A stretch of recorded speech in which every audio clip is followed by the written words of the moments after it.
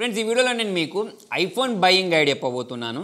Last వీడియోలో Android phone కొనుక్కునేటప్పుడు ఎటువంటి తప్పులు చేయొద్దు, ఎటువంటి ఆండ్రాయిడ్ ఫోన్ చూస్ చేసుకోవాలని చెప్పేసి వీడియో చేశాను. మీరు ఒకవేళ వీడియో చూడకపోతే ఆ వీడియో వస్తే మీకు మొత్తం క్లారిటీ వచ్చేస్తుంది. మరి ఈ వీడియో యొక్క మెయిన్ ఉద్దేశం ఏంటి అంటే, చాలా మంది కామెంట్ 20,000లో ఏ ఐఫోన్ కొనుక్కోవాలి, సెకండ్ హ్యాండ్ ఐఫోన్ కొనుక్కునేటప్పుడు ఏ ఐఫోన్ కొనుక్కోవాలి, మనకి ఇప్పుడు మార్కెట్లో ఐఫోన్ 12 ఉంది, 13 ఉంది, 14, 15, 16 వరకు ఉన్నాయి కదా, వీటిలో ఏ మొబైల్ కొనుక్కోవాలి, ప్రో తీసుకోవాలా, నార్మల్ తీసుకోవాలా అని చెప్పి చాలా డౌట్స్ ఉన్నాయి కదా. అవన్నీ డౌట్స్ ఈ ఒక్క వీడియో తోటి మీకు పటాపంచలు అయిపోతాయి. కాబట్టి వీడియో అయితే ఎండింగ్ వరకు చూడండి. సాధ్యమైనంత వరకు ఈ వీడియోని మీ ఫ్రెండ్స్ తోటి, ఫ్యామిలీ మెంబర్స్ తోటి షేర్ చేయండి. చాలా మంది 20,000 లోపు బడ్జెట్లో ఏ ఐఫోన్ తీసుకోవాలని చెప్పేసి అంటూ ఉంటారు. 20,000లో ఐఫోన్ రాదు కదా అని అంటే సెకండ్ హ్యాండ్ ఐఫోన్స్ వస్తాయి. ఇప్పుడు మన క్యాష్ ఫై అని చెప్పేసి ఇంకా కొన్ని వెబ్సైట్స్ ఉంటాయి. అందులోకి వెళ్తే మనకు సెకండ్ హ్యాండ్ ఐఫోన్ దొరుకుతాయి, లేదా OLXలోకి వెళ్ళినా సరే మనకు సెకండ్ హ్యాండ్ ఐఫోన్ దొరుకుతూ ఉంటాయి. అటువంటిప్పుడు కొనుక్కోవచ్చా లేదా అని చెప్పేసి అడుగుతూ ఉంటారు. అదే ఫ్రెండ్, మీ బడ్జెట్ అనేది 20,000 అని అనుకుంటే మాత్రం నన్ను అడిగితే ఐఫోన్ జోలికి వెళ్ళకండి.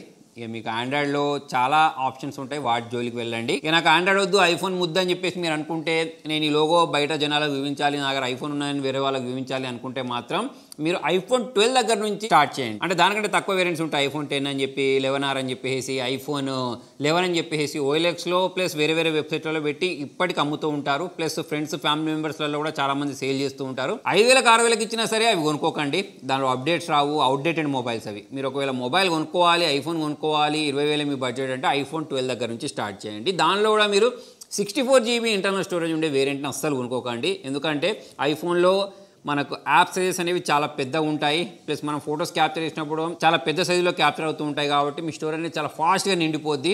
కాబట్టి మీరు 128GB దగ్గర నుంచి స్టార్ట్ చేయండి. ప్లస్ ఐఫోన్ 12లోనే ఐఫోన్ 12 మినీ అని చెప్పేసి దొరుకుద్ది. ఆ మొబైల్ని కూడా స్కిప్ చేయండి. ఎందుకు చెప్తున్నాను అంటే, మీరు చిన్నగా ఉంది, ముద్దుగా ఉంది, నాకు చిన్న ఫోన్స్ ఇష్టం అని చెప్పేసి తీసుకుంటారు కానీ అస్సలు బ్యాటరీ బ్యాకప్ రాదు. ఆల్రెడీ ఐఫోన్ 12లోనే బ్యాటరీ బ్యాకప్ రాదు, ఇక 12 మినీ గురించి మాట్లాడితే ఇంకా అసలే రాదు. కాబట్టి మీరు కొనుక్కొని బాధపడే దానికంటే అది కొనుక్కోకపోవడమే బెస్ట్. ఐఫోన్ 12 కొనుక్కోమని చెప్పేసి ఎందుకంటున్నానంటే 5G కూడా ఉంటుంది.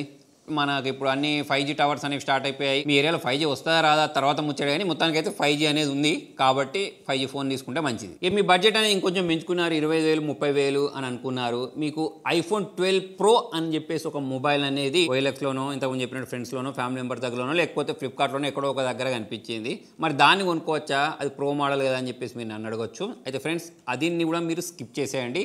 దానికి రీజన్ ఏంటి అంటే, మీకు 12తో పోల్చుకున్నట్టయితే పెద్ద చేంజెస్ ఏమి ఉండవు. ఒకటి బాడీ చేంజ్ ఉండొచ్చు, ప్లస్ ఒక టెలిఫోటో లెన్స్ ఎక్కువ ఇస్తారు. సో కాబట్టి దాన్ని కొనుక్కునే బదులు మీరు ఐఫోన్ 13 Proని కొనుక్కోండి.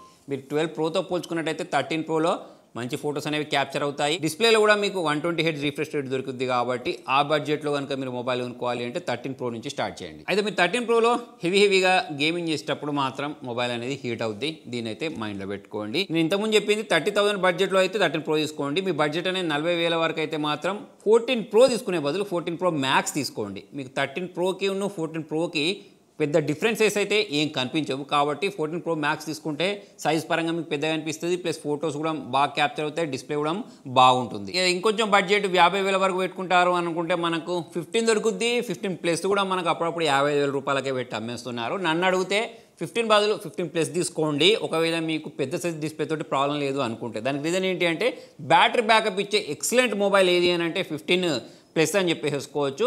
ప్లస్ దాంట్లో మనకి సరే Type-C పోర్ట్ కూడా ఇచ్చారు. కాబట్టి మనకు ఐఫోన్కి సంబంధించిన పిన్సే కనెక్ట్ చేసుకోవాలి. అదే లైట్నింగ్ కేబులే ఉండాల్సిన అవసరం లేదు. మనం Type-C తోటి కూడా ఛార్జ్ చేసుకోవచ్చు, ఎటువంటి ప్రాబ్లం ఉండదు. అంటే మీ ఇంట్లో ఆండ్రాయిడ్ మొబైల్ ఛార్జర్ ఉన్నా సరే దాంతో కూడా ఛార్జ్ చేసుకోవచ్చు. అదే మీకు బడ్జెట్ తక్కువ ఉంది అనుకున్నప్పుడు 15 కూడా కొనుక్కోవచ్చు, 15+ కంటే.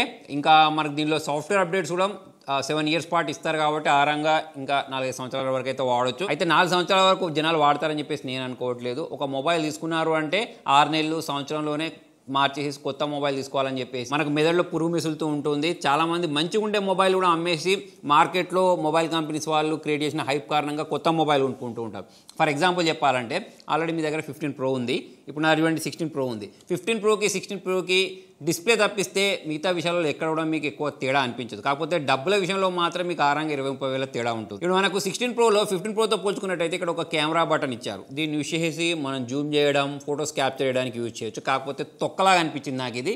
దీని బదులు డైరెక్ట్ మనం కెమెరా ఓపెన్ చేసేసుకొని ఫొటోస్ క్యాప్చర్ చేస్తేనే ఇంకా ఎక్కువ కన్వీనియంట్ అనిపిస్తూ ఉంటుంది. సో వేస్ట్ ఫీచర్ ఇది. ఏదో ఒక ఫీచర్ ఇవ్వాలి కదా అని చెప్పేసి అతకబెట్టినట్టు ఉంటుంది. దీంతో పాటు ఇంకా చాలా రకాల సమస్యలు కూడా ఉన్నాయి. ఒకవేళ మీరు లాంగ్ టైమ్ రివ్యూ కోరుకుంటే కింద కామెంట్లో రాయండి, 16 Pro రివ్యూ రివ్యూ కూడా చేస్తాను. మనం గింబల్ పెట్టుకుంటాం చూసారా, గింబల్ పెట్టుకునేటప్పుడు వెళ్ళి ఆ గింబల్ అనేది దీనికి టచ్ అవుతూ ఉంటుంది, ఆటోమేటిక్ ఈ కెమెరా ఓపెన్ అవుతూ ఉంటుంది. యాక్సిడెంటల్ టచెస్ అనేవి చాలా ఎక్కువ ఉన్నాయి. అసలు ఈ బటన్ అనేది యూజ్లెస్ బటన్. ఈ కెమెరా కోసం కాకుండా ఇంకా దీన్ని కస్టమైజ్ చేసుకొని వేరే వేరే పనులకు యూజ్ చేసుకోవచ్చా అంటే అలా కూడా లేదు. ఇప్పుడు మనకి ఇక్కడ ఒక బటన్ ప్రొవైడ్ చేస్తారు, యాక్షన్ బటన్ అని చెప్పేసి. దీన్ని మనం కస్టమైజ్ చేసుకోవచ్చు డిఫరెంట్ టైప్స్గా. కాకపోతే ఈ తొక్కలో బటన్కి ఎటువంటి కస్టమైజేషన్ కూడా ఉండదు కాబట్టి చాలా చికాకు తెప్పిస్తూ ఉంటుంది ఈ బటన్. సో ఒకవేళ ఆల్రెడీ మీ దగ్గర 15 Pro ఉంటే మాత్రం 16 Pro వైపుకు వెళ్ళాల్సిన అవసరమే లేదు. మరి 15 Proతో పోల్చుకున్నట్టయితే 16 Proలో ఏం కొత్త ఫీచర్స్ లేవా అని అంటే ఉన్నాయి. డిస్ప్లే అనేది కొంచెం పెద్దగా ఉండడంతో పాటు మనం బయటకు వెళ్ళినప్పుడు వీడియోస్ రికార్డ్ చేసేటప్పుడు ఏదైనా నాయిస్ వచ్చింది అనుకోండి, దానికోసం మనకు అక్కడ ఆడియో మిక్స్ అని చెప్పేసి ఒక ఆప్షన్ ప్రొవైడ్ చేస్తారు. యాపిల్ ఇంటెలిజెన్స్ అని చెప్పేసి చెప్పారు. సో ఇదే యాపిల్ ఇంటెలిజెన్స్ అనేది 15 Pro కూడా ఇస్తా అని చెప్తున్నారు. చిన్న చేంజెస్ ఉన్నాయి, పెద్ద చేంజెస్ అయితే నాకు ఏమనిపించలేదు. ఇక మరి మ్యాక్స్ల సంగతి ఏంటి అని అంటే మీకు ఒకవేళ పెద్ద సైజ్ మొబైల్ వాడడం ఇష్టం అనుకుంటే మాత్రమే మ్యాక్స్ల వైపుకి వెళ్ళండి. నా గురించి మాట్లాడితే నేను ఐఫోన్ 12 వాడాను, 12 Pro Max వాడాను, 15 Plus వాడాను, 15 Pro వాడాను, 16 Pro వాడాను. ఇవన్నీ మొబైల్స్ వాడాను. సో మరి ఈ మ్యాక్స్తో పోల్చుకున్నట్టయితే నాకు ఈ ప్రో మోడలే బాగా అనిపించింది. చేతిలో పట్టుకుంటే లైట్ వెయిట్గా అనిపిస్తుంది, ప్లస్ పెద్ద ఒక అరకిలో బాటిని చేతిలో పట్టుకుని తిరిగినట్టు అనిపించదు. 15 Pro Max గురించి మాట్లాడితే బ్యాటరీ బ్యాకప్ మీకు ఎక్కువ రావచ్చు, డిస్ప్లే కూడా పెద్దగా అనిపించవచ్చు, కానీ చాలా బల్కీగా ఉంటుంది. మొబైల్ క్యారీ చేయడం నాకు కొంచెం ఇబ్బందిగా అనిపించింది. ఒకవేళ మీకు మ్యాక్స్ వేరియంట్లు ఇష్టం అనుకుంటే దాని వైపు కూడా వెళ్ళొచ్చు. చెప్పాను కదా, ఎప్పుడైనా సరే మీరు తక్కువ స్టోరేజ్ ఉండే వేరియంట్లను ఐఫోన్లలో కొనుక్కోకండి.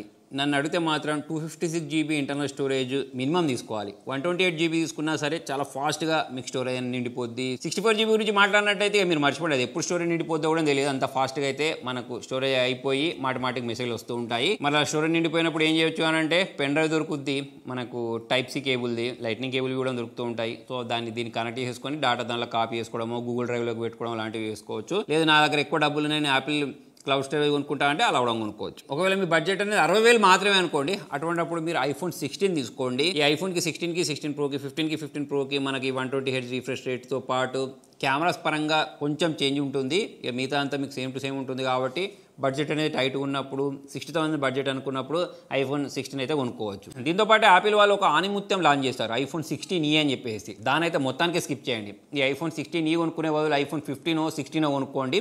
ఐఫోన్ 16e కొనుక్కొని మీ డబ్బులను అయితే వేస్ట్ చేసుకోకండి. వీడియో ముగిపోయే ముందు ఫైనల్గా నేను చెప్పాల్సిన మాట ఏంటి అంటే మొబైల్కి లక్షలు పెట్టి కొనుక్కోకండి. మీ దగ్గర ఎక్కువ డబ్బులు ఉండి ఏం చేయాలో అర్థం కానప్పుడు మాత్రమే దాన్ని కొనుక్కోవచ్చు. మరి నువ్వెందుకు కొనుక్కున్నావంటే నాకు ఒక యూట్యూబ్ ఛానల్ ఉంది, నేను కొన్ని మొబైల్స్ని టెస్ట్ చేయాల్సిన పరిస్థితులు నాకు ఏర్పడుతూ ఉంటాయి. ప్లస్ నేను రీసెంట్గా దుబాయ్కి వెళ్ళినప్పుడు దుబాయ్లో నేను తక్కువ ధరలో పడింది కాబట్టి కొనుక్కొని వచ్చాను. నేను ఓన్లీ ఐఫోన్ గురించే చెప్పట్లేదు, మీరు ఆండ్రాయిడ్ ప్లాట్ఫామ్ గురించి మాట్లాడినా సరే లక్షలు పెట్టి కొనుక్కోకండి. మరి ఇదేం కొనుక్కున్నామంటే ఇది కొనుక్కునేది కాదు, సామ్సంగ్ వాళ్ళు రివ్యూ పర్పస్ పంపించారు, మళ్ళీ ఒక 2-3 నెలలు అయిన తర్వాత పట్టుకెళ్తారు, అప్పటి వరకు వాడుతున్నాను. నా పాత మొబైల్ ఉంది సామ్సంగ్ S23 Ultra, డిస్ప్లే పగిలిపోయింది, అయినా కూడా దాన్నే వాడుతున్నాను. ఇప్పుడు ఇది పోయిన తర్వాత మళ్ళీ దానికి షిఫ్ట్ అయిపోతాను అన్నట్టు, అప్పటి వరకు అయితే దీన్ని వాడుతున్నాను. యాజ్ ఎ క్రియేటర్గా నాకు ఇది మల్టీపర్పస్ యూజ్ అవుద్ది, అంటే నేను దీనికి పెట్టిన డబ్బులు అన్నింటినీ నేను రాబట్టగలుగుతాను. నేను అవుట్డోర్లో షూట్ చేసేటప్పుడు దీని కెమెరా పర్ఫార్మెన్స్ అనేది బాగుంటుంది కాబట్టి నాకు అక్కడ యూజ్ అవుద్ది. దీంతో పాటు దీనికి సంబంధించిన ఒక రివ్యూ వీడియో నేను ఎలాగో చేస్తాను, కంపారిజన్ వీడియో చేస్తూ ఉంటాను. చాలా మొబైల్ కంపెనీస్ అనేవి కంపేర్ చేయమంటూ ఉంటాయి, సామ్సంగ్ వర్సెస్ ఐఫోన్ని కంపేర్ చేయమంటూ ఉంటాయి. సో అటువంటిప్పుడు నాకు యూజ్ అవుతుంది. ఫైనల్ చూసుకున్నట్టయితే దీనికి పెట్టిన డబ్బులు ఏవైతే ఉంటాయో అవి నాకు రికవర్ అవుతాయి. నాకు ఇది మైనస్లోకి వెళ్ళదు, ప్లస్లోనే ఉంటాను. కాకపోతే చాలా మంది ఏం చేస్తారంటే ఈఎంఐలు పెట్టి మరి ఐఫోన్లు కొనుక్కుంటూ ఉంటారు సార్, సో వాళ్ళు మైనస్లోకి వెళ్ళిపోతూ ఉంటారు. మరి ఆ ఈఎంఐలు కట్టేటప్పుడు వాళ్ళ మీద ఎక్కువ బడ్జెట్ ఉంటుంది కాబట్టి నేను ఎక్కువ డబ్బులు ఉండే మొబైల్ని కొనొద్దు అని చెప్పేసి చెప్తూ ఉంటాను. ప్లస్ మనం ఒక మొబైల్ కొనుక్కున్న తర్వాత ఎక్కువ సంవత్సరాలు వాడతాం, 3 సంవత్సరాలు దానికంటే ఎక్కువ వాడతాం అనుకున్నప్పుడు అయితే కొనుక్కోవచ్చు. సో మొత్తానికి ఇది ఫ్రెండ్స్ ఇవాళ వీడియోలో. మరి ఈ వీడియో చూసిన తర్వాత ఎటువంటి ఐఫోన్ కొనుక్కోవాలి అని చెప్పేసి మీకు ఒక క్లారిటీ వచ్చిందని చెప్పేసి నేను అనుకుంటున్నాను. మరి మీకు ఈ వీడియో యూస్ఫుల్ అనిపిస్తే లైక్ చేయండి, ఫాలో అవ్వండి. Thank you.